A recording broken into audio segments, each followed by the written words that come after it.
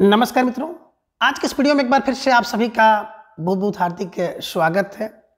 आशा करते हैं कि आप सभी स्वस्थ होंगे और आप सबकी तैयारी बहुत अच्छी तरह से चल रही होगी। मित्रों, आज हम हिंदी व्याकरण के अंतर्गत डॉक्टर वासुदेव नंदन जी की बुक से संबंधित एक विशेष टॉपिक संज्ञा के अंतर्गत तद्भव यानी कि हिंदी शब्दों का लिंग निर्धारण जानेंगे कि हिंदी के जो शब्द हैं उन शब्दों का लिंग निर्धारण किस प्रकार से होता है। और इसके पूर्व की वीडियो में हम लोगों ने तत्सम यानी कि संस्कृत के शब्दों का जो लिंग निर्धारण होता है उसे हम लोगों ने देखा था। तो चलिए ज़्यादा समय ना गंवाते हुए हम लोग अपने विषय वस्तु पर आते हैं। तो जैसा कि स्क्रीन पर आप देख पा रहे हैं, तद्भव जिसे आप कहते हैं हिंदी के शब्दों का लिंग निर्धारण, ठीक है ना। तद्भव यानी कि हिंदी के शब्दों का लिंग निर्धारण किस प्रकार से होता है, इसके बारे में आज की इस वीडियो में हम लोग जानेंगे। तद्भव की बात करें तो तद्भव शब्दों के लिंग निर्णय में अधिक कठिनाई होती है। इसे ध्यान में रख लीजिएगा कि जो तद्भव यानी कि हिंदी के शब्द होते हैं उनके लिंग निर्धारण में ढेर सारी कठिनाई होती है। तद्भव शब्दों का लिंग भेद वह भी अप्राणीवाचक शब्दों का कैसे किया जाए और इसके सामान्य नियम क्या हो, इसके बारे में विद्वानों में मतभेद है। मोटी मोटी बात बता रहे हैं कि जो तद्भव शब्दों का लिंग भेद और अगर कोई अप्राणीवाचक शब्द आ गया तो उसका लिंग निर्धारण कैसे किया जाए, इसके सामान्य नियम क्या हो, इसके बारे में विद्वानों में मतभेद है। यानी कि सभी लोग एक मत पर नहीं हैं, ठीक है ना। पंडित कामता प्रसाद गुरु जी ने हिंदी के तद्भव शब्दों को परखने के लिए पुल्लिंग के 3 और स्त्रीलिंग के 10 नियमों का उल्लेख अपने हिंदी व्याकरण में किया है, ठीक है ना। और वे नियम इस प्रकार से है। तो अगर बात करें हम लोग डॉक्टर वासुदेव नंदन जी को, तो डॉक्टर वासुदेव नंदन जी ने कामता प्रसाद गुरु जी का जो व्याकरण है हिंदी व्याकरण, उसमें जो 3 नियम पुल्लिंग से संबंधित और 10 नियम स्त्रीलिंग से संबंधित हैं उसका उल्लेख यहाँ पर किया गया है और वे नियम इस प्रकार से हैं, ठीक है ना। तद्भव पुल्लिंग शब्द, अब कह रहे हैं तद्भव के पुल्लिंग शब्द कौन कौन से होंगे, बिल्कुल ध्यान में रखिए और बैठता हुआ आपके दिमाग में चला जाएगा, ठीक है। यानी कि पहला नियम बता रहे हैं, उन वाचक संज्ञाओं को छोड़ शेष आकारांत संज्ञाएं पुल्लिंग होती हैं। उन माने होता है छोटपन का सूचक, उन माने छोटा होता है, कम, है ना। तो अकर एक ऐसे कुछ शब्द जिससे छोटे का भाव आ जाए, छोटपन का भाव आ जाए और बड़ा आकारांत हो, ठीक है ना, उसको छोड़ दीजिए। बाकी जितने भी बड़ा आकारांत संज्ञाएं हैं वो सभी संज्ञाएं यानी कि तद्भव शब्द जो है वो पुल्लिंग होते हैं। जैसे कपड़ा, गन्ना, पैसा, पहिया, आटा, चमड़ा इत्यादि जो है पुल्लिंग शब्द हैं। बात करें पहिया की तो बहुत फंसाने वाला शब्द है, और जो बात करें टेट के पेपर से संबंधित परीक्षाएं होती हैं तो टेट और सुपर टेट में बहुत फंसाता है प्रश्न, ठीक है ना, तो ध्यान में रख लीजिएगा। तो इस प्रकार से परीक्षा के दृष्टिकोण से कपड़ा, गन्ना, पैसा, पहिया, आटा और चमड़ा ये सारे के सारे शब्द जो है पुल्लिंग है, इसे ध्यान में रख लीजिएगा, ठीक है। नियम नंबर 2 यानी कि जिन भाववाचक संज्ञाओं के अंत में कोई भाववाचक संज्ञा है उसके अंत में ना, आओ, पन, वा, पा होता है ना, वो भी पुल्लिंग होंगे। यानी कि भाववाचक संज्ञा जिसे आप कहते हैं भाव, ठीक है ना। भाव हो और भाव के अंत में ना हो, आओ हो, पन हो, वा हो, पा हो। तो देखिए मोटी मोटी बात कह रहे हैं कि भाववाचक संज्ञा हो उसके अंत में वा हो, पा हो, है ना हो तो ना, वा, पा हो अथवा आओ हो, तो वो संज्ञा जो वो शब्द हैं प्रायः पुल्लिंग होंगे। जैसे आना, गाना, बहाव, चढ़ाव, बड़प्पन और बुढ़ापा। तो देखिए ये सारे के सारे शब्द आपको पुल्लिंग दिखाई दे रहे हैं, आना, गाना, बहाव, चढ़ाव, बहाव, बड़प्पन और बुढ़ापा, ठीक है। यानी कि नियम नंबर 3 बता रहे हैं कि कृदंत की आनांत संज्ञाएं, आनांत यानी कि अंत में ना हो, ना से अंत वाले शब्द, जैसे लगान पुल्लिंग होगा, मिलान शब्द पुल्लिंग होगा, खान शब्द पुल्लिंग है, पान भी पुल्लिंग होगा, नहान भी पुल्लिंग होगा और उठान शब्द पुल्लिंग है। इत्यादि शब्द जो कि कृदंत हो, कृदंत माने होता है क्रिया, क्रिया हो और अंत में ना हो, तो ऐसे शब्द भी प्रायः पुल्लिंग होते हैं। इसे भी ध्यान में रख लीजिएगा, ठीक है ना। तो 3 नियम आप दिमाग में रखिएगा कि उनवाचक में, है ना, कपड़ा, गन्ना, है ना, पैसा, पहिया, आटा, चमड़ा। भाव में बात करेंगे तो आना, गाना, बहाव, चढ़ाव, बड़प्पन और बुढ़ापा। और कृदंत की बात करें तो लगान, मिलान, खान, पान, नहान, उठान, है ना, ये सब पुल्लिंग हैं। अपवाद में इन्होंने बताया है कि उड़ान और चट्टान, ये 2 शब्द अपवाद हैं, यानी कि ये पुल्लिंग नहीं है बल्कि स्त्रीलिंग होंगे, ठीक है ना। चलिए, ऊंची लो ऊंची उड़ान, ठीक है, दिमाग में रख लीजिएगा।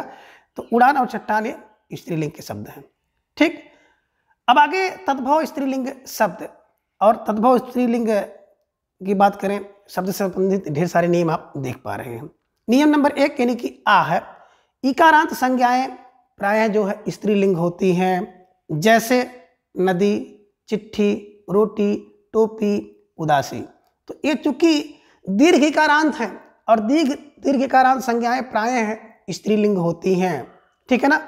लेकिन अपवाद बता रहे हैं कि घी दीर्घ इकारांत है लेकिन पुल्लिंग है, जी दीर्घ इकारांत पुल्लिंग, मोती दीर्घ इकारांत पुल्लिंग, दही, इसके अलावा पानी है ना, इसके अलावा हाथी भी है।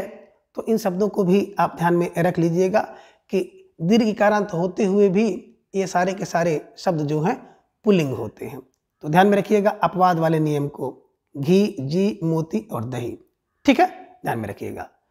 आगे बता रहे हैं नियम नंबर आ, दीर्घा यानी कि 2, उनवाचक यकारांत संज्ञाएं, कि उन माने छोटापन होता है और यकारांत माने या, जिसके अंत में या हो, ऐसी जो संज्ञाएं होती हैं वो प्रायः स्त्रीलिंग होंगी, जैसे गुड़िया, खटिया, टिबिया, है ना, और पुड़िया और ठिलिया। देखे होंगे ठेला का ठिलिया होता है, गुड्डा का गुड़िया होता है, खाट का खटिया होता है, डिब्बा का डिबिया होता है, लोटा का लुटिया होता है। तो जितने भी उनवाचक शब्द हैं और यकारांत है, यकारांत अंत में या है, वो शब्द प्रायः जो है स्त्रीलिंग होते हैं, ठीक है, ध्यान में रखिएगा। तो ये गुड़िया, खटिया, टिबिया, पुड़िया, ठिलिया, ये सब शब्द है स्त्रीलिंग शब्द हैं, ठीक है। चलिए, प्रश्न संख्या नियम नंबर 3 है ई, यानी कि तीसरा नियम, तकारांत संज्ञाएं, यानी कि जिसके अंत में ता हो, ऐसी संज्ञाएं प्रायः स्त्रीलिंग होती हैं, जैसे रात, बात, लात, छत, भीत, पत, है ना, ये तकारांत संज्ञाएं हैं। और तकारांत संज्ञाएं होने के कारण जो है स्त्रीलिंग के अंतर्गत आ रहे हैं कि रात, बात, लात, छत और भीत और पत, ठीक है। अपवाद बता रहे हैं कि कुछ ऐसी संज्ञाएं हैं जो कि तकारांत हैं लेकिन स्त्रीलिंग नहीं है बल्कि पुल्लिंग है, जिनमें भात, खेत, सूत, गात और दांत। तो ध्यान में रखिए, भात को दांत से खाओ, खेत में जाओ, सूत, गाना, गात, गात, ठीक है। तो यहाँ पे देखिए, गात माने शरीर होता है, दांत आप देख ही रहे हैं, सूत धागा है, खेत देख ही रहे हैं, और भात, ठीक है ना।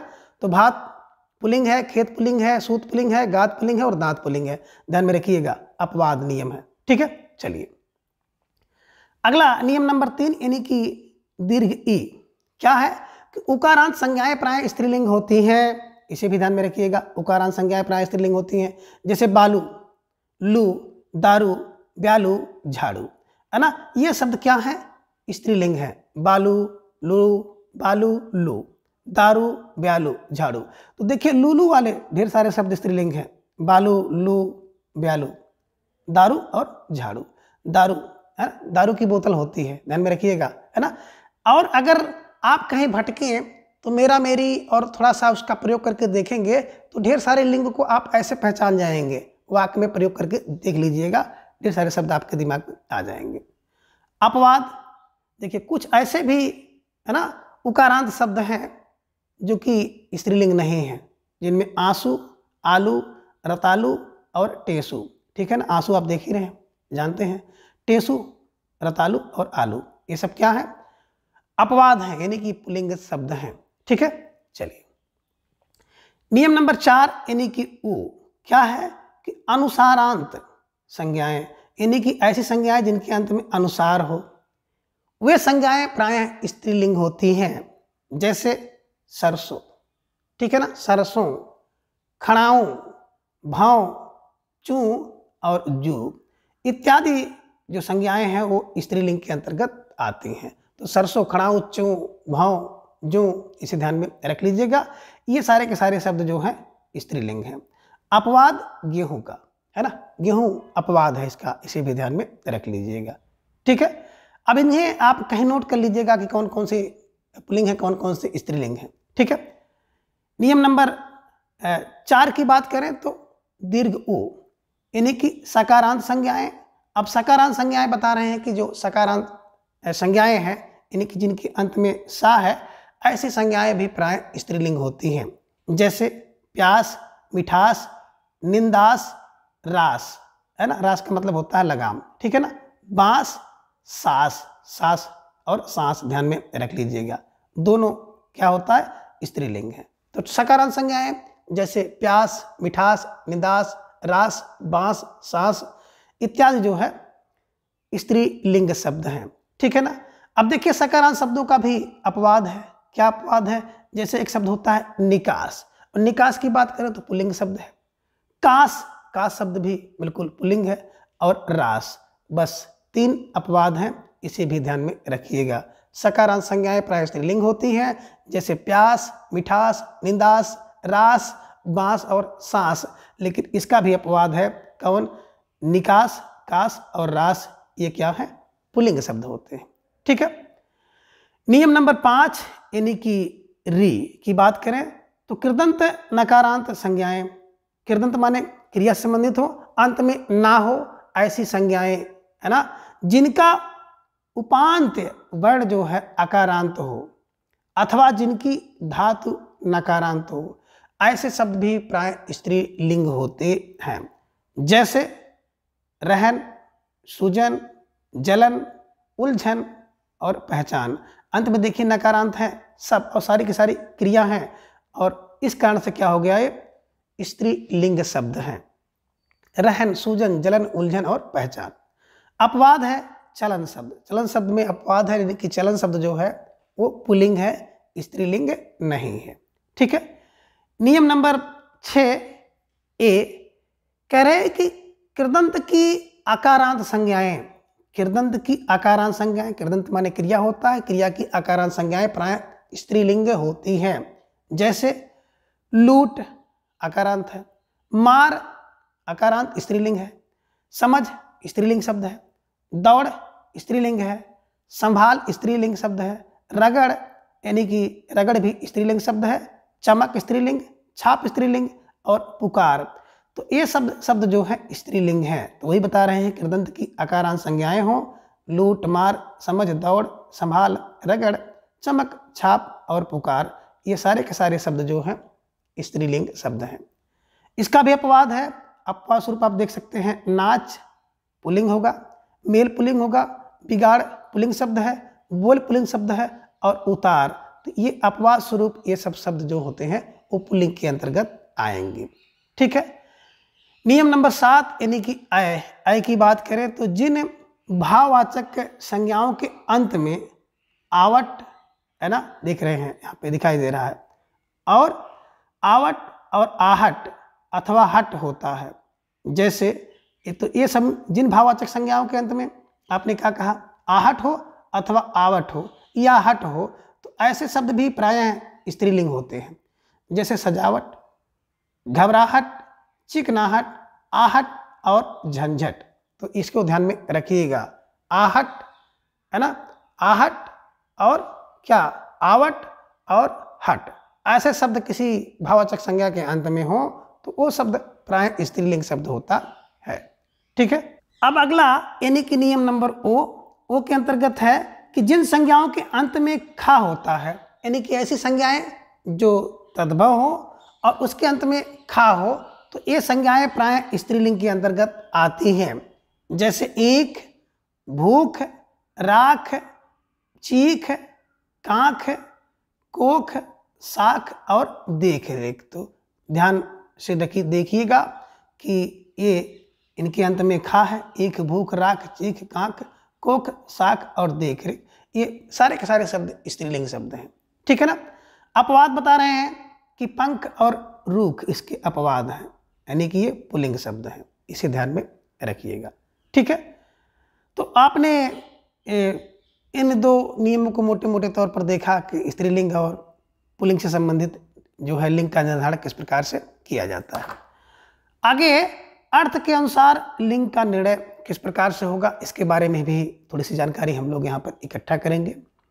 अब कह रहे कुछ लोग अप्राणीवाचक शब्दों का लिंग भेद अर्थ के अनुसार करते हैं, कुछ ऐसे भी लोग हैं जो अप्राणीवाचक शब्दों का लिंग भेद है वो अर्थ के अनुसार करते हैं। पंडित कामता प्रसाद गुरु जी ने इस आधार पर और दृष्टिकोण को अव्यापक और अपूर्ण कहा है। ठीक है ना, जो लोग ऐसा करते हैं अर्थ के अनुसार उसे इन्होंने अव्यापक और अपूर्ण कह दिया है, क्योंकि इसके जितने उदाहरण हैं प्राय उतने ही अपवाद हैं, जितने उदाहरण हैं उतने अपवाद हैं। इसके अलावा इसके जो थोड़े से नियम बने हैं उसमें सभी तरह के शब्द सम्मिलित नहीं होते हैं। तो गुरु जी ने इस संबंध में जो नियम और उदाहरण दिए उनमें भी अपवादों की भरमार है। उन्होंने जो भी नियम दिए हैं वे बड़े जटिल हैं और अव्यवहारिक हैं। ठीक है ना, तो यहाँ हम इन नियमों का उल्लेख किया जा रहा है उसे देखेंगे। तो कह रहे हैं कि यहाँ इन नियमों का उल्लेख किया जा रहा है, यानी कि नीचे हम लोग उन नियमों को जानेंगे कि किस प्रकार से अप्राणीवाचक पुल्लिंग शब्द होगा और किस प्रकार से अप्राणीवाचक स्त्रीलिंग शब्द होगा।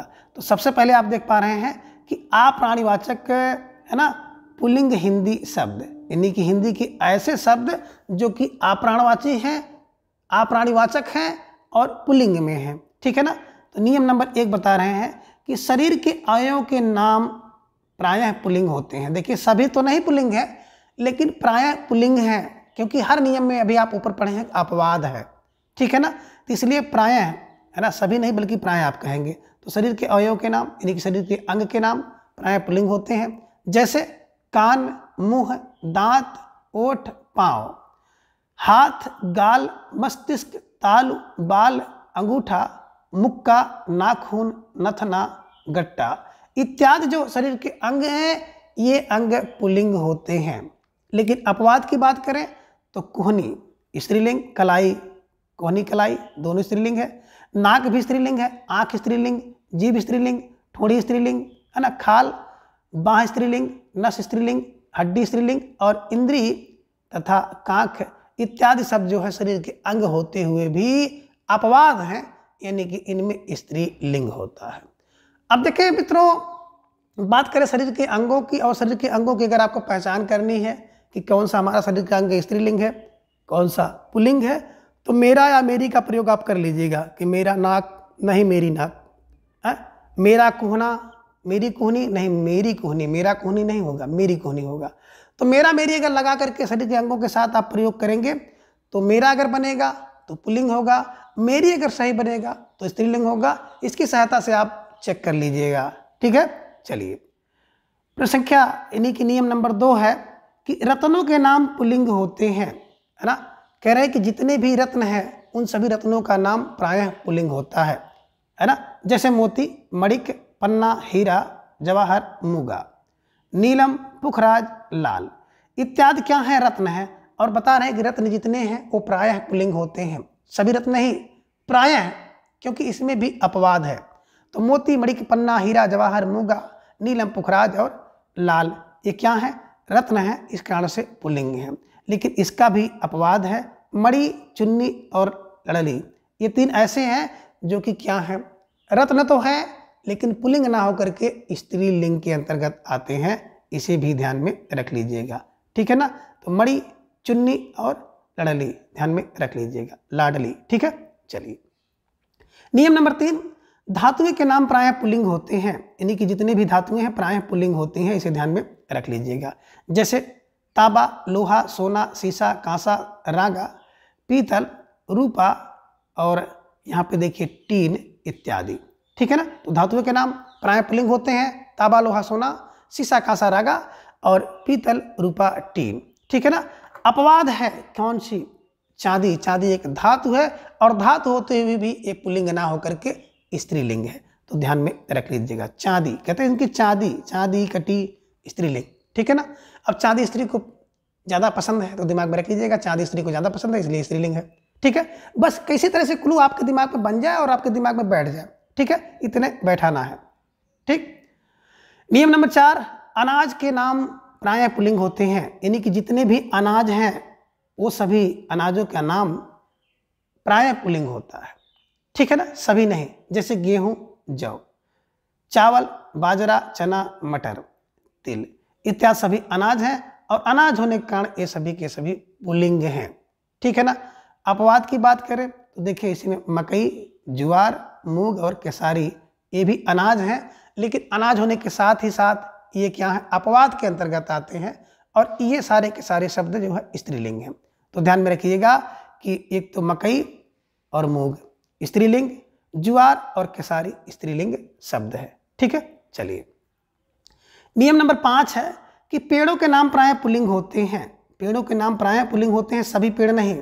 जैसे पीपल, दूसरा बड़, तीसरा देवदार, चीड़, आम, शीशम, सागौन, कटहल, अमरूद, शरीफा, नींबू, अशोक, तमाल, सेब, अखरोट इत्यादि इत्यादि पेड़ आप देख पा रहे हैं और ये सभी जो पेड़ हैं ये सारे के सारे पुल्लिंग हैं, ठीक है ना। अपवाद में क्या है, अपवाद में लीची, नाशपाती, नारंगी और खिरनी ये अपवाद है, ठीक है ना। अपवाद इसलिए भी है कि देखिए बहुत से लोग होते हैं जिन्हें सारी की सारी चीज़ें पसंद हैं, सब्जी देखेंगे सारी सब्जी पसंद है, लेकिन कुछ सब्जी उनको नहीं पसंद आती है। तो वैसे नियम में भी कुछ अपवाद हैं, तो दिमाग में रख लीजिए लीची, लीची, नाशपाती, नारंगी और खिरनी ये सब क्या है, बिल्कुल अपवाद हैं, यानी कि ये पुल्लिंग ना हो करके ये क्या है, स्त्रीलिंग है, ठीक है ना। चलिए नियम नंबर 6 कि द्रव पदार्थों के नाम पुल्लिंग होते हैं, यानी कि जितने भी द्रव हैं वो सभी पदार्थ प्रायः पुल्लिंग होते हैं।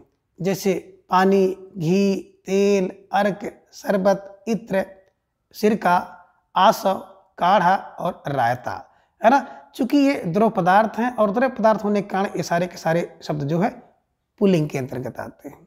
लेकिन इसमें भी अपवाद है। अपवाद क्या है कि चाय, स्याही और शराब, है ना। चाय, स्याही, शराब, चाय, स्याही, शराब ये क्या है, अपवाद स्वरूप स्त्रीलिंग शब्द है ना। है तो द्रव पदार्थ, लेकिन द्रव पदार्थ होते हुए भी क्या है, स्त्रीलिंग शब्द है, ठीक है, इसे ध्यान में रखिएगा। नियम नंबर 7 है कि भौगोलिक जल और स्थल आदि अंशों के नाम प्रायः पुल्लिंग होते हैं। जितने भी भौगोलिक जल है और स्थल है ना, ये जो अंश इनके होते हैं, इनके अंश भाग होता है वो प्रायः पुल्लिंग होता है, ठीक है ना। जैसे देश, नगर, रेगिस्तान, द्वीप, पर्वत, समुद्र, सरोवर, पाताल, वायुमंडल, नभोमंडल और प्रांत ये सारे के सारे पुल्लिंग हैं। लेकिन इसमें भी अपवाद है कि पृथ्वी अपवाद है, स्त्रीलिंग है, झील अपवाद है, स्त्रीलिंग है और घाटी अपवाद है, स्त्रीलिंग है। तो पृथ्वी पर झील और घाटी अपवाद है, झील और घाटी अपवाद है। अपवाद का मतलब ये अपवाद के अंतर्गत आएंगे और ये स्त्रीलिंग शब्द है, ठीक है। आगे बात कह रहे हैं कि आप्राणिवाचक स्त्रीलिंग हिंदी के कुछ ऐसे शब्द हैं, यानी कि आप्राणिवाचक स्त्रीलिंग हिंदी शब्द, ठीक है ना। कुछ ऐसे भी आप्राणिवाचक हैं जो कि हिंदी की हैं और स्त्रीलिंग में प्रयोग किए जाते हैं, जिनमें पहला नियम है कि नदियों के नाम स्त्रीलिंग होते हैं। प्रायः सभी नदियों के नाम स्त्रीलिंग होते हैं, जैसे गंगा, यमुना, महानदी, गोदावरी, सतलज, रावी, ब्यास, झेलम इत्यादि ये सभी नदी है, नदी का नाम है, इस कारण से स्त्रीलिंग है, ठीक है ना। लेकिन इसमें भी अपवाद है। अपवाद क्या है, सोन नदी एक है, दूसरा सिंधु नदी, तीसरा ब्रह्मपुत्र नदी। तो देखिए पुत्र है तो भैया पुत्र होने के कारण जो है पुल्लिंग हो गया। सिंधु है, सिंधु को सिद्धू कर लीजिए, सिंधु है इसलिए पुल्लिंग है। और सोण है, सोण बस दिमाग में रख लीजिएगा, सोन नदी, सिंधु और ब्रह्मपुत्र ये 3 नदियां ऐसी हैं जो कि नदी होते हुए भी पुल्लिंग हैं, इसे ध्यान में रखिएगा, परीक्षा में प्रश्न यहाँ से पूछा जाता है, ठीक है। नियम नंबर 2 कह रहे नक्षत्रों के नाम स्त्रीलिंग होते हैं। प्रायः जितने भी नक्षत्र हैं सभी नक्षत्रों के नाम स्त्रीलिंग होते हैं। जैसे भरणी एक नक्षत्र है, स्त्रीलिंग, अश्वनी नक्षत्र स्त्रीलिंग, रोहिणी भी एक नक्षत्र है, इसलिए ये भी स्त्रीलिंग होगा। ठीक है, इसे ध्यान में रखिएगा।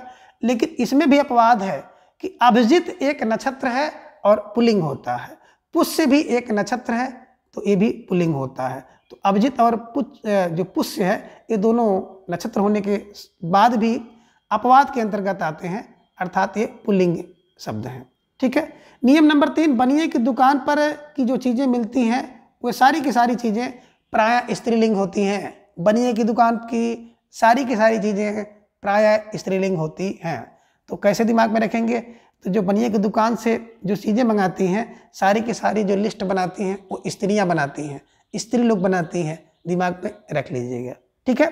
जैसे लौंग स्त्रीलिंग, इलायची स्त्रीलिंग, मिर्च स्त्रीलिंग, दालचीनी स्त्रीलिंग, आगे है चिरौंजी स्त्रीलिंग, हल्दी स्त्रीलिंग, जावित्री स्त्रीलिंग, सुपारी स्त्रीलिंग और हींग भी स्त्रीलिंग शब्द है।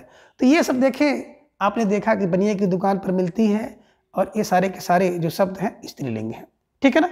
लेकिन इसमें भी बात करें हम तो इसमें भी अपवाद है। जैसे धनिया एक शब्द है, तो धनिया बनिए की दुकान पर मिलती है लेकिन पुल्लिंग होता है। जीरा बनिए की दुकान पर मिलेगी लेकिन पुल्लिंग है। गरम मसाला बनिए की दुकान पर मिलेगा लेकिन ये भी पुल्लिंग है। नमक भी बनिए की दुकान पर मिलेगा, पुल्लिंग है। तेज पत्ता बनिए की दुकान पर मिलेगा, पुल्लिंग है। केसर भी बनिया की दुकान पर मिलता है, पुल्लिंग है। और कपूर भी बनिए की दुकान पर मिलता है तो ये भी पुल्लिंग है। तो कहने का आशय है कि जो बनिए की दुकान पर मिलने वाली चीज़ें स्त्रीलिंग होती हैं, लेकिन इसके भी अपवाद में है कि धनिया, जीरा, गरम मसाला, नमक, तेज पत्ता, केसर और कपूर। ठीक है। नियम नंबर 4 बता रहे हैं कि खाने पीने की चीज़ें है ना प्रायः स्त्रीलिंग होती हैं। देखिए, खाने पीने की चीज़ें स्त्रीलिंग का मतलब है कि जो खाने पीने की चीज़ें प्रायः स्त्री बनाती हैं तो इसलिए स्त्रीलिंग होता है। एक क्लू बनाइएगा, ट्रिक बनाइएगा, दिमाग में बैठाने की कोशिश करिएगा। जैसे कचौड़ी स्त्रीलिंग शब्द है, पूरी स्त्रीलिंग शब्द है, खीर स्त्रीलिंग शब्द है, दाल स्त्रीलिंग शब्द है, पकौड़ी स्त्रीलिंग शब्द है। इसे भी ध्यान में रखिएगा। इसी प्रकार से रोटी, चपाती स्त्रीलिंग शब्द है, तरकारी स्त्री बनाती है, स्त्रीलिंग शब्द है, सब्जी स्त्री बनाती हैं, स्त्रीलिंग शब्द है, और खिचड़ी स्त्रियां बनाती हैं तो स्त्रीलिंग शब्द है। कहने का आशय यही है कि खाने पीने की चीज़ें स्त्रीलिंग प्रायः होती हैं। कचौड़ी, पूड़ी, खीर, दाल, पकौड़ी, है ना, रोटी, चपाती, तरकारी, सब्जी, खिचड़ी, ठीक है ना, इत्यादि। अपवाद इसमें क्या है कि पराठा खाने पीने की चीज़ है लेकिन पुल्लिंग है। हलवा खाने पीने की चीज़ है, स्त्री बनाती भी हैं लेकिन अपवाद है, पुल्लिंग है। भात, दही और रायता, ये सारे के सारे जो है ना खाने पीने की चीज़ें हैं अपवाद के अंतर्गत आती हैं, अर्थात खाने पीने की चीज़ होने के बाद भी ये पुल्लिंग है। तो पराठा, हलवा, भात, दही और रायता ये अपवाद हैं और ये पुल्लिंग शब्द हैं। इस प्रकार से इन सभी जो लिंग निर्धारण संबंधी नियमों को आप आसानी से याद कर सकते हैं। तो आज के इस वीडियो में बस इतना। अगले वीडियो में हम इसके अगले भाग को जानेंगे। तब तक के लिए धन्यवाद, नमस्कार, बाय।